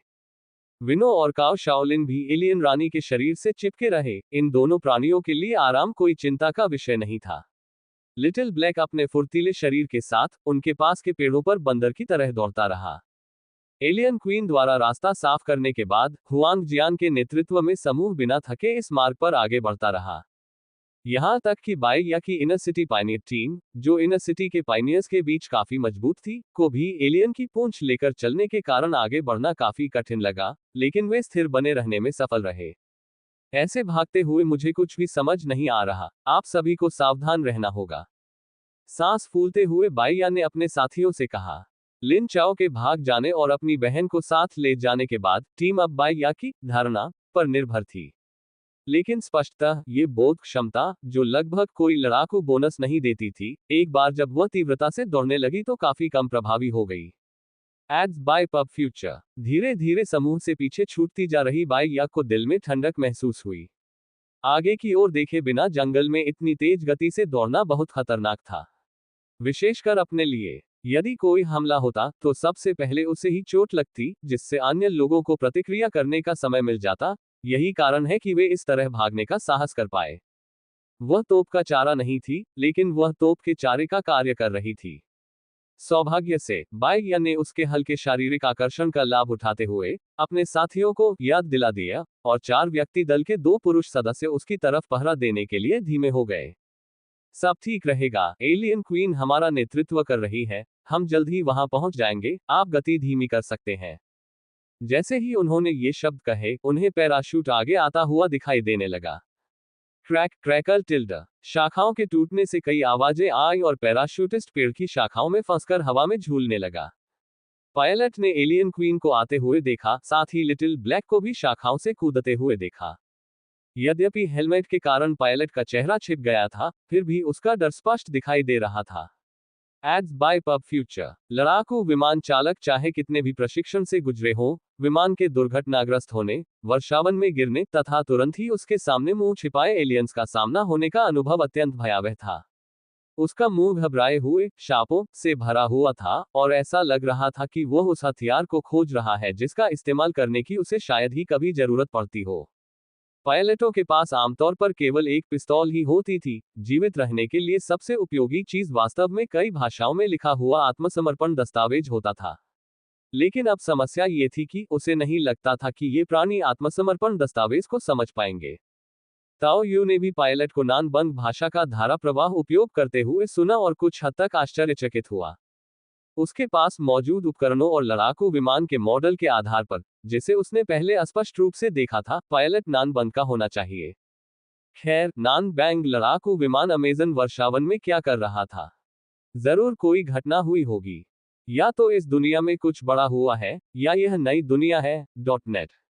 नानबंग भाषा को समझने में असमर्थ ताओ यू ने अनुवाद के लाभों की लागत की परवाह नहीं की और बस चिल्लाया, आपकी स्थिति क्या है? हुआंग जियान और पीछे चल रहे अन्य लोगों ने भी पायलट की ओर देखा। हालांकि वे भी उसे समझ नहीं पाए, लेकिन वे बता सकते थे कि यह उस अंग्रेजी से अलग थी जो उन्होंने पहले सुनी थी। हुआंग जियान, जिसने प्रौद्योगिकी की मदद से कुछ रोजमर्रा की भाषा स्वयं सीख ली थी, वह भी अवाक था और सुनने के लिए केवल युआन बल का उपयोग कर सकता था। क्या आप कोरियाई भाषा बोलते हैं? क्या आप हम में से एक हैं? बहुत बढ़िया, कृपया जल्दी से मुझे नीचे उतारें। इन राक्षसों का क्या मामला है? क्या वे काटते हैं? ताओ यू को एलियन रानी की पीठ पर सवार देखना। पायलट का साहस थोड़ा बढ़ गया, खासकर ताओ यू के शब्दों को सुनने के बाद, क्योंकि उसे लगा कि उसे एक साथी देशवासी मिल गया है। ताओ यू ने लिटिल ब्लैक को पैराशूट की डोरी काटने का संकेत दिया और फिर लिटिल ब्लैक को रस्सी पकड़कर पायलट को पेड़ से नीचे लाने को कहा। आखिर क्या हुआ? तुम यहाँ कैसे उड़कर आए? ताओ यू ने ज्यादा कुछ नहीं बताया और दूसरे की परेशानी का फायदा उठाकर दोबारा पूछा। पायलट, जिसका एलियंस का डर खत्म हो गया था, इस तथ्य से तसल्ली पा रहा था कि लिटिल ब्लैक ने उसे बचा लिया था। वास्तव में पायलट में मजबूत मनोवैज्ञानिक लचीलापन था। मैं 35वें स्क्वाड्रन से कैप्टन एनजीजी हूं, और ईमानदारी से कहूं तो मुझे नहीं पता कि क्या हुआ।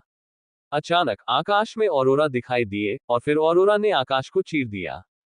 उसके बाद हमारे देश के आसपास का समुद्र और भूमि अचानक बदल गई और इस जंगल में बदल गई।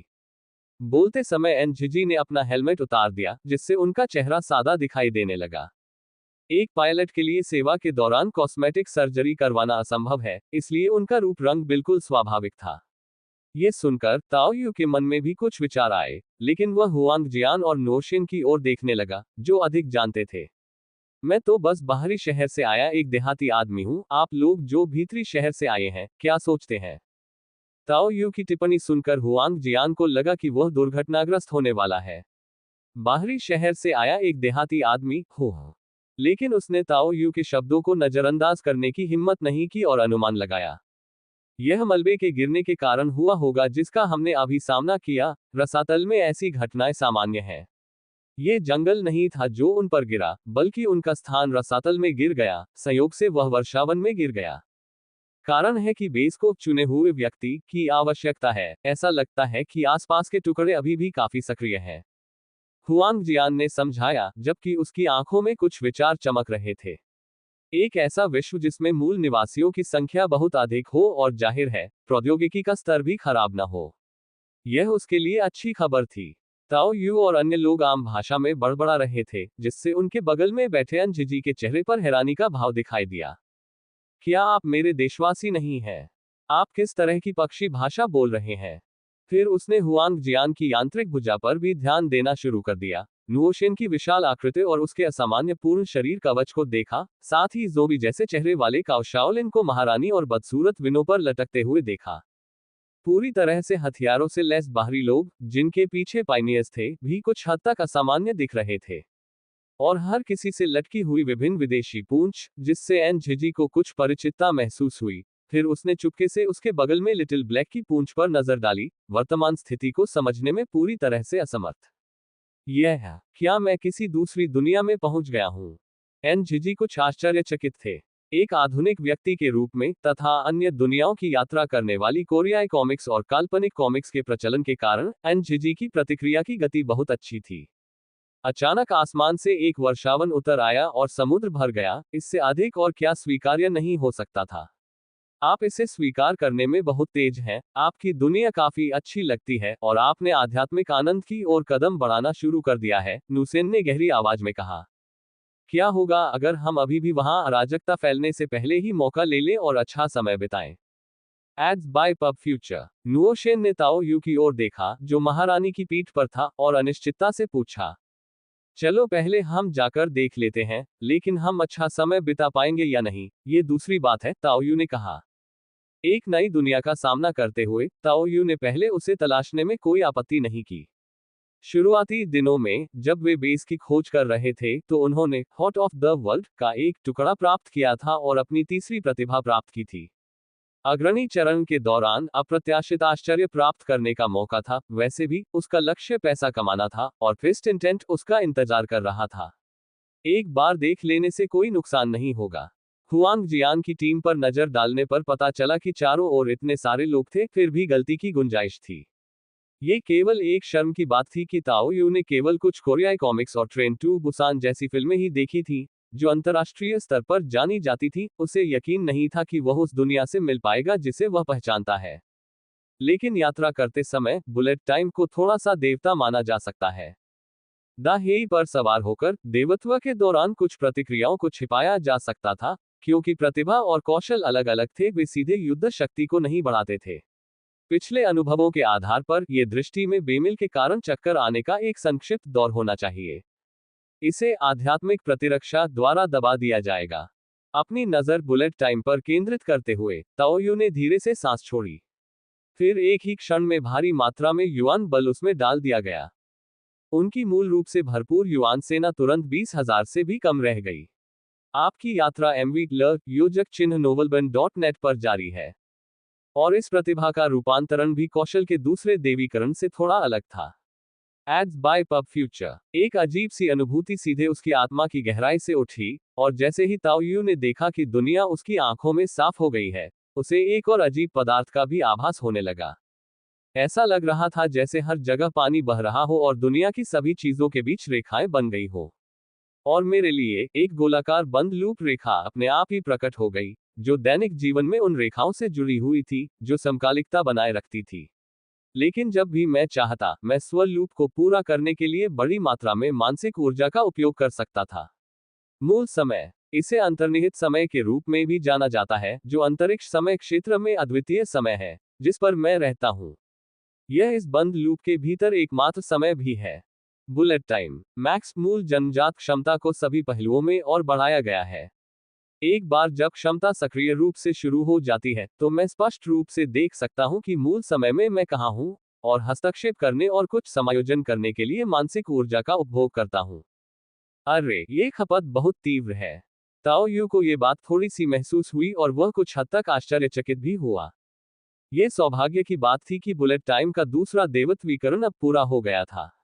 ध्यान तकनीक बेसिक ब्रीदिंग मेथड संशोधित दूसरा संस्करण मैरियट स्ट्रीम्स ब्रीदिंग मेथड और मैरियट स्ट्रीम्स स्टांस स्किल संशोधित दूसरा संस्करण जैसे कौशलों के साथ, जो मूलभूत कौशल में अंतराल को भरने के लिए थे, मैं मुश्किल से इस पर कुछ नियंत्रण रख पाया। यदि कोई एक गायब होता तो मैं संभवतः केवल अस्थायी रूप से इस प्रतिभा को एक प्रदर्शन वस्तु बना पाता, अधिक से अधिक बुलेट टाइम की उन्नत क्षमताओं का उपयोग कर पाता। लेकिन अब, हालांकि खपत उतनी ही अधिक थी, फिर भी मैं कम से कम महत्वपूर्ण क्षणों में इसे जुटा सकता था। मेरे बुलेट टाइम का उपयोग करने के अलावा इसे और भी बेहतर बनाया गया। और जब आवश्यक हो तो मैं बुलेट टाइम के आधार पर सीधे उस मूल समय क्षेत्र में हस्तक्षेप कर सकता था जिसमें मैं था। इससे मुझे शारीरिक भार और जड़त्व जैसी भौतिक बाधाओं को नजरअंदाज करते हुए और अधिक गति प्राप्त करने में सहायता मिली। सैद्धांतिक रूप से, यदि मूल समय का हस्तक्षेप काफी मजबूत है तो दूसरों की नजर में टेलीपोर्टेशन के समान प्रभाव प्राप्त करना संभव है। खपत की दृष्टि से इसे 2 बार उपयोग करने में कोई समस्या नहीं होनी चाहिए, 4 बार उपयोग करना कष्टकारी होगा, और मुझे नहीं पता कि मैं एक बार में पूरी तरह से बर्नआउट होने पर 10 बार तक पहुंच पाऊंगा या नहीं, लेकिन यदि मैं ऐसा कर भी पाया, तो ये केवल 1 सेकंड के अंश के लिए ही होगा। Ads by pub future. कौशल से प्राप्त जानकारी के आधार पर ताओ यू ने अपने मन में कुछ सरल निर्णय लिए। इसमें कोई संदेह नहीं कि यह एक दिव्य तकनीक थी। यह मेरी सभी क्षमताओं के साथ सीमा तक पहुंचने के बाद पतली हवा से जोड़ा गया एक गुणक था। यहां तक कि 1 सेकंड के एक अंश के लिए सबसे चरम 10 गुना का मतलब था कई सेकंड की क्रियाओं को एक त्वरित विस्फोट में संपीड़ित करना। जीवन और मृत्यु के मामले में सेकंडों से गिनने की जरूरत किसे है? इस प्रकार महत्वपूर्ण क्षणों में इसका प्रयोग करना पूर्णतया पर्याप्त था। ताओ यू ने कभी नहीं सोचा था कि एक दृश्य प्रतिभा समय प्रतिभा में बदल सकती है। यहां तक कि सतह को खरोंचना भी अविश्वसनीय रूप से स्वर के खिलाफ था। हालांकि इस क्षमता में एक और कमी थी, वह ये कि मूल समय के पूर्ण बंद लूप के कारण यह स्वयं ही समाप्त हो गई। इसलिए भले ही बाह्य रूप से मेरी गति तेज दिखती हो, सिद्धांत रूप में जड़त्व, प्रभाव बल और मारक क्षमता अभी भी मेरे बंद लूप के भीतर की स्थितियों पर आधारित थे। जब अंततः बंद लूप टूट गया और हमला हुआ, तो गति से प्राप्त अतिरिक्त मारक क्षमता से लाभ उठाने का कोई तरीका नहीं था। ठीक उसी प्रकार जैसे कि सैद्धांतिक रूप से एक वक्रता इंजन प्रकाश की गति को पार कर सकता है, फिर भी यह भौतिक नियमों को नहीं तोड़ेगा, न ही अंतरिक्ष यान को प्रकाश की गति का अनंत जड़त्व प्रदान करेगा। और ताओ यू की समय चक्र की धारणा और समझ के माध्यम से उन्होंने मोटे तौर पर यह समझ लिया था कि इन चरणों में मूल समय को हटाकर एक बंद लूप बनाना शामिल है, तथा त्वरित करने के बाद हमले को पूरा करने के लिए मूल स्पेस टाइम के साथ पुनः एकीकृत करना शामिल है। यदि मूल स्पेस टाइम बहुत मजबूत था, या दूसरे शब्दों में कहें तो लक्ष्य का द्रव्यमान मूल स्पेस टाइम को दबा रहा था, तो इससे पुनः एकीकरण की कठिनाई बढ़ जाएगी।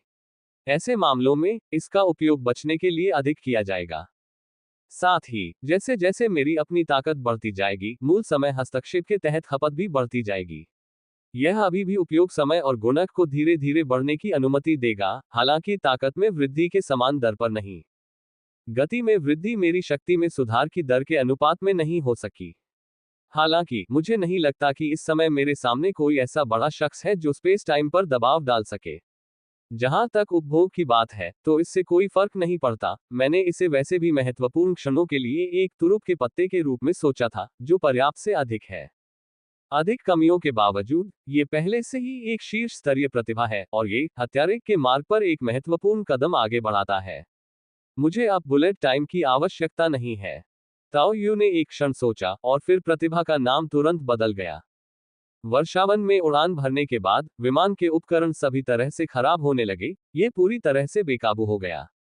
मुझे नहीं पता कि अन्य भागों में क्या स्थिति है। मुझे आदेश मिला और मैंने तुरंत उड़ान भरी। एनजीजी ने बड़ी मुश्किल से टीम का पीछा किया, कभी कभी ताओ यू और एलियन क्वीन पर सवार 2 अन्य लोगों की ओर देख लेता था। ये बहुत ही काल्पनिक था। इसके अलावा एक पायलट के रूप में उन्होंने महसूस किया कि उनकी स्वयं की शारीरिक फिटनेस इस समूह में सबसे निचले स्तर पर थी। वह अपने बगल में बैठी एक सुंदर लड़की के बराबर था, शायद उससे भी कम योग्य। एनजीजी, जिन्हें हमेशा से लड़ाकू पायलट होने पर गर्व रहा था, के लिए यह थोड़ा दुखद था। अंतरराष्ट्रीय नियमों में जटिल अंतर अधिक परिष्कृत चीजों को समस्याओं के प्रति अधिक संवेदनशील बना देता है। ये बिल्कुल सामान्य बात है। हुआंग जियान ने शांति से उत्तर दिया, यही कारण है कि स्टारशाइन सिटी में अधिकांश वाहनों ने रफपन शैली को चुना है। अपनी जन्मजात यांत्रिक प्रतिभा और संवर्धन के साथ, भले ही स्टारशाइन सिटी ने बहुत पहले ही हवाई जहाजों को त्याग दिया था, फिर भी निर्णय लेना उसके लिए सरल था। आपको भाग्यशाली महसूस करना चाहिए कि आप एक पायलट हैं और आपका अपना मूल्य है, इसलिए हम आपको बचाने के लिए भी तैयार हैं। आपके विवरण से ऐसा लगता है कि आपकी दुनिया को बिना किसी प्रतिरोध के रसातल ने तोड़ दिया था, और उसके टुकड़े यहां गिरे। हुआंग जियान के शब्दों ने एनजीजी को भी चुप करा दिया। यद्यपि समुद्र की जगह अचानक वर्षावन ने ले ली थी, यद्यपि अचानक क्रांतिकारी परिवर्तन हुए थे, फिर भी हुआंग जियान के द्वारा रसातल का सरल वर्णन सुनकर एनजीजी को निराशा की भावना से भर दिया। लेकिन सौभाग्यवश वह अभी भी जीवित था। जब तक कोई जीवित है, तब तक उसके लिए हमेशा एक अवसर मौजूद रहता है। क्या ये समूह भी यहाँ जीवित रहने में कामयाब नहीं हुआ था? NO12BJAN.com। वे राक्षसों को भी पालतू जानवर और सवारी के रूप में पाल सकते थे, और उनकी शारीरिक स्थिति भी मजबूत थी। शायद उन्हें कोई असाधारण भाग्य मिल जाए। क्या हाल ही में आपकी दुनिया में कोई और घटना घटी है? इसके अलावा ads by pub future. Tao Yu ने भी पीछे से पूछा, हालांकि नान बंग में सबसे लोकप्रिय विषय विभिन्न रोमांस नाटक हो सकते हैं, यहां तक कि हॉरर फिल्मों में भी ऐसे तत्व शामिल होंगे, लेकिन ताओ यू कुछ संभावनाओं को खारिज करना चाहता था। अन्य घटनाएं। ऐसा लगता है कि हाल ही में कोई संक्रामक बीमारी कुछ समस्याएं पैदा कर रही है, आन जिजी ने अनिश्चितता से कहा। उसके शब्दों से ताओ यू चौंक गया, क्या वह बुसान जाने वाली ट्रेन से टकरा गया था? उन्होंने इसे देखा था और यहां तक कि नाम भी याद कर सकते थे। लेकिन एन जिजी ने जो कहा उससे ताओ यू को अभी भी थोड़ा आश्चर्य और उलझन महसूस हुई। इस बीमारी के कारण लोगों को नाक से खून बहने लगता है, भ्रम की स्थिति पैदा हो जाती है और यहां तक कि वे बेहोश भी हो जाते हैं, लेकिन इसके बारे में विस्तृत जानकारी नहीं दी गई है। सिर्फ इतना बताया गया है कि सेना को सूचित कर दिया गया है, इसलिए यह इतना आसान नहीं हो सकता है। क्या ट्रेन टू बुसान में ज़ॉम्बी को संक्रमण से पहले नाक से खून आता था और मतिभ्रम होता था? ताओ यू ने याद करने की कोशिश की, उसकी याददाश्त में वे लाशें तेजी से फैलती और आगे बढ़ती हुई प्रतीत होती थी, और बहुत ही कम समय में नान बंग में फैल गई। क्या वहां ज़ॉम्बी या ऐसी कोई घटना घटी है? ज़ॉम्बी, ये कैसे हो सकता है? ओह, मुझे नहीं पता, शायद नहीं। पहले तो एन झिझी ने सहज रूप से बोलना शुरू किया, लेकिन फिर रसातल और दूसरे पक्ष के शब्दों को देखते हुए थोड़ा चिंतित महसूस किया। भाई ताओ, यहाँ टुकड़े अभी अभी गिरे हैं। ज़ॉम्बी संक्रमण का पहले से होना असंभव है, उनकी अपनी दुनिया में पहले से ही कुछ समस्या रही होगी। पूर्ण कवच से ढके नूसेन ने भी प्रसन्नतापूर्वक कहा। .नेट। उसने सोचा कि ताओ यू को चिंता थी कि ज़ॉम्बी दुनिया से वायरस फैल गया है। आशा है कि ऐसा ही हो। एलियन पर सवार ताओ यू अनिर्णित रहा। यदि यह वास्तव में ट्रेन टू बुसान होती, तो इसमें ज्यादा तथ्य नहीं होते। यदि यह सच भी होती, तो वे इसे बेचने के लिए अन्वेषण संबंधी जानकारी के रूप में देखते और फिर देखते कि क्या वे बिक्री के लिए हेलीकॉप्टर जैसी कोई चीज ले सकते हैं। Ads by pub future. वर्षावनों में ट्रक द्वारा माल परिवहन करना बहुत व्यवहारिक नहीं है। हालांकि एक हेलीकॉप्टर को उस फिक्स्ड विंग जेट की तरह अचानक दुर्घटनाग्रस्त नहीं होना चाहिए, है ना?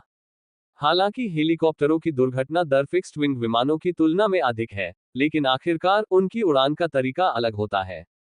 एन झिझी अभी रेनफॉरेस्ट में दाखिल ही हुआ था कि उसके गेज गड़बड़ा गए। वह एक पल के लिए संघर्ष करता रहा, फिर वह नीचे गिरने लगा, इसलिए दूरी ज्यादा नहीं होनी चाहिए।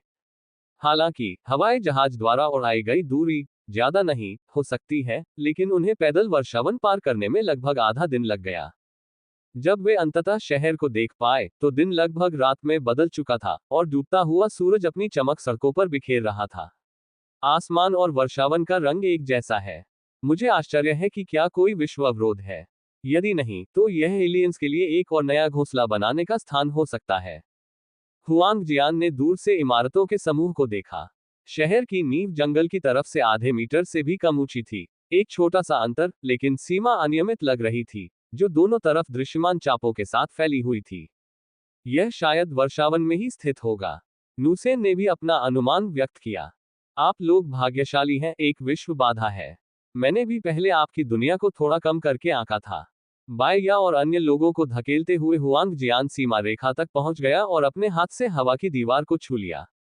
इस कार्रवाई से अन झिझी थोड़ा हैरान रह गए। फिर मैं कैसे उड़ गया? अधिकांश विश्व अवरोध गैर युवान बल वस्तुओं और जीवों को नहीं रोकते हैं। दक्षिण में अवरोध रेनफॉरेस्ट 02 अधिक मजबूत होना चाहिए, यहां तक कि वायुमंडल को भी अवरुद्ध करना चाहिए। हुआंग जियान ने कहा, वह भी दुनिया की इच्छा की मदद से बाधा को पार कर गया, आगे राजमार्ग पर खड़ा था। शायद वर्षावन के अचानक प्रकट होने के कारण उत्पन्न भय के कारण दृश्य के भीतर का क्षेत्र उजाड़, लोगों से रहित प्रतीत हो रहा था, केवल कुछ वाहन ही घबराहट में छोड़े हुए थे।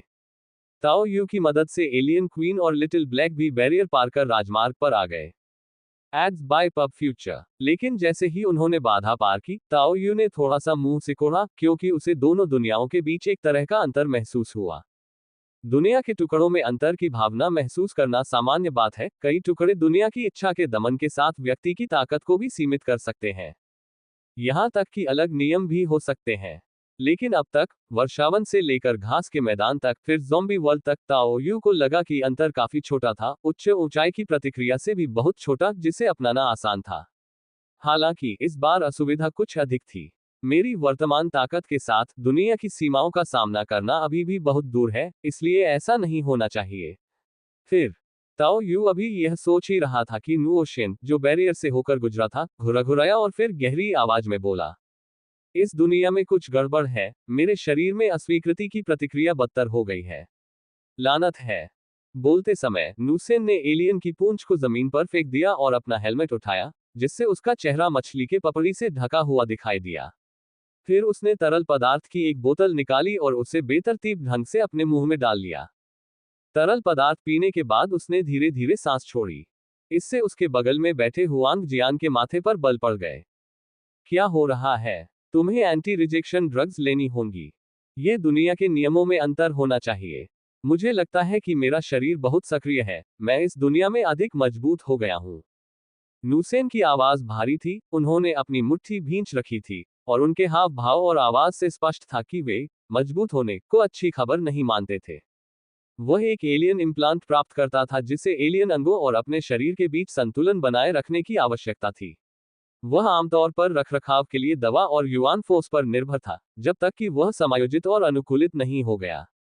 एक बार जब वह इसे सहन कर सकेगा, तो वह नए एलियन भागों को प्रत्यारोपित करेगा। लेकिन अब, इससे पहले कि वह पूरी तरह आत्मसात कर पाता, वे प्रत्यारोपित हिस्से अधिक मजबूत और सक्रिय हो गए थे, जिससे उसे कुछ असहज महसूस हो रहा था। ताओ यू, जो पास में ही था और उसने नुओशेन की बातें सुनी, वह समझ गया कि विरोधाभास की यह भावना क्या थी। हाँ, यहाँ उसका दिल मजबूत हो गया था, यही कारण था कि पहले उसे थोड़ी तकलीफ महसूस हुई थी। अंतर यह था कि विनो के पास एलियन प्रत्यारोपण था, जबकि ताओयू के दिल में उसके अपने शरीर की हॉट स्ट्रेंथनिंग हुई थी। पूर्व को अस्वीकृति प्रतिक्रियाओं के बारे में चिंता करनी पड़ी, जबकि ताओयू को बस एक मामूली समायोजन करने की आवश्यकता थी, क्योंकि उसे केवल असंगति की भावना महसूस हुई थी। अधिक सक्रिय हो रहे हैं। ये दुनिया बंद है। ताओ यू को पहले से ही अंदाजा था कि ये दुनिया ट्रेन टू बुसान से भी ज्यादा परेशानी वाली हो सकती है।